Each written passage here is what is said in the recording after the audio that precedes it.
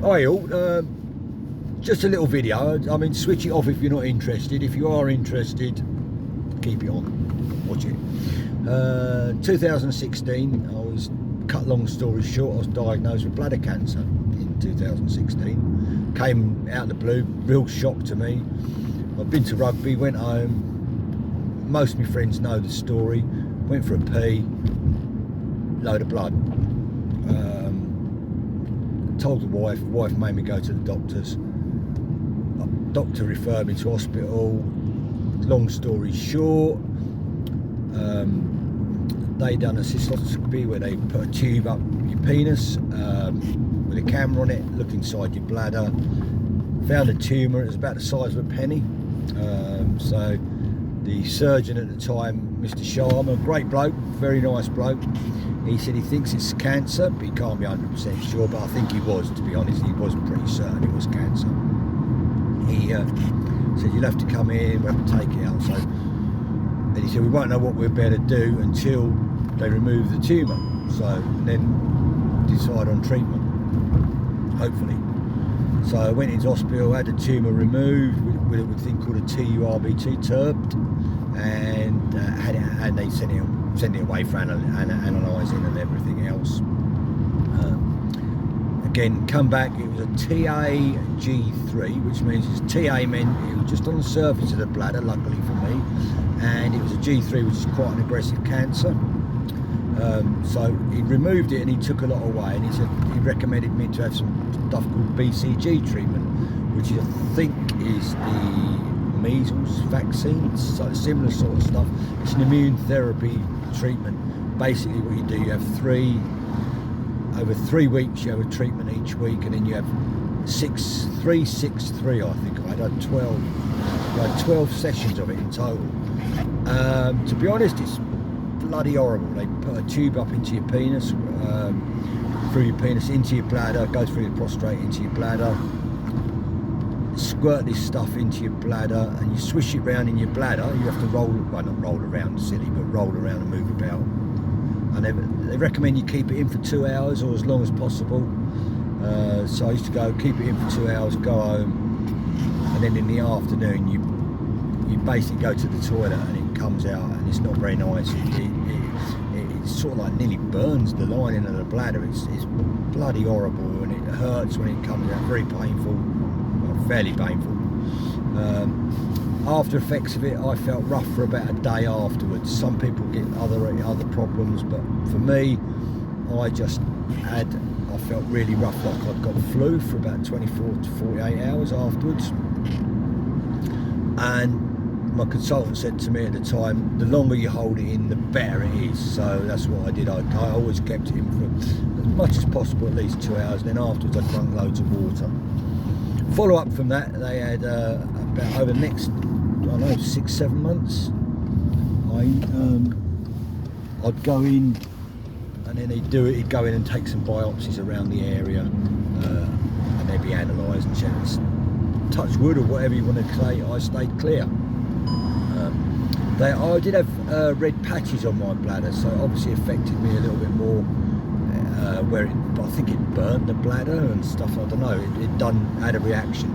So they were always a bit worried that red patches on my bladder could be the cancer returning. Luckily it hadn't. So after that, I went on to, for the first 5 years, I'd have to go once a year for a cystoscopy, tube up your willy, basically, with a camera on it, have a look around inside your bladder, and also I'd have a CT scan of your kidneys, and they'd be checked as well. And then that stayed clear. I did have one little pimple on there, and they did take a little biopsy of that and checked it, but again that came back clear, so that was all good. And then a year ago I went on to yearly checkups, and I went for a checkup about 2 weeks ago on Thursday, and I was a bit nervous to go, to be honest. I always get nervous when I go, but I was a bit nervous because I'd gone a year without a checkup. So anyway, my bladder was all clear, they were all very pleased. I've got to have a CT scan on my kidneys, which I have to have every 2 years, and I think they keep this going for up to 10 years, so because bladder cancer is one of those cancers that can come back, and as men get older, it can appear. But one thing I wanted to say about my cancer, about a year before I was diagnosed, I went to the doctors and I had like a well person checkup thingamajiggy where they do your cholesterol, blood pressure, stuff like that. Just did the urine test, and they came back and they said, oh, you got a spot of blood in your urine, and they couldn't see it. You couldn't physically see the blood, but they said you got a bit of blood in your urine. So come back 10 days later and they done another test and it was all clear. So I went away and forgot about it. But one thing I've always thought of that might have been the start of the cancer. You know, 2 years previous, a year previous to actually having the big episode, I did have possibly a tumour there then.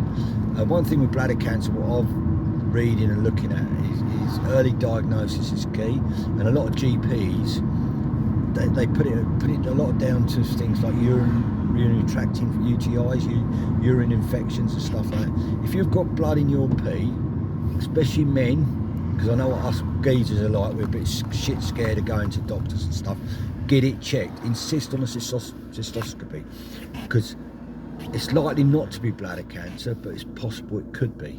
And again, with ladies get bladder cancer as well, and obviously ladies have the monthlies and stuff like that. So if you have anything out untoward that's not quite what you think it is, go and get it checked. Get it checked. You know, they might and ah, but get it checked. Insist you get it checked, because early diagnosis of bladder cancer is key. I gave up smoking about 10-15 years ago now, and it's undoubtedly possibly my bladder cancer was linked to either smoking, or another thing it can be linked to is working with oils and petrols and diesels, and I work with those as well. I worked as a mechanic for years. We never wore gloves and protection. I also worked with diesel. I drove diesel trucks, so stuff like that. So it's key to go and get it checked. Also, if you can give up smoking, give up smoking. Giving up smoking has been proven to reduce the, possibilities of bladder cancer, and also can help recovery from bladder cancer. So I know it's tough, but anything you get unusual with going on down there, go and get it checked. Same applies with prostrates and stuff like that. I've had my prostate checked regularly. Not nice, it's not fun, but it depends who you are. Some people might enjoy it, but yeah, get it checked. It's nervous, you don't want to go and do it. I know you don't want to go and do it. You know, I was a bit apprehensive going back for checks every year. You know, it's just the way it is. You've got to do these things, and early diagnosis is key. If you have got a problem, they can get these things diagnosed early. They can generally sort them out, or give you good options. Give good options. You know, if I'd have left my bladder cancer and had it removed, the cancer would have spread. It would have probably gone invasive into the muscle. It then becomes more difficult to treat. I'd have possibly lost my bladder. I could probably be worse. So please get it treated and get it looked at, get it checked. All right, guys.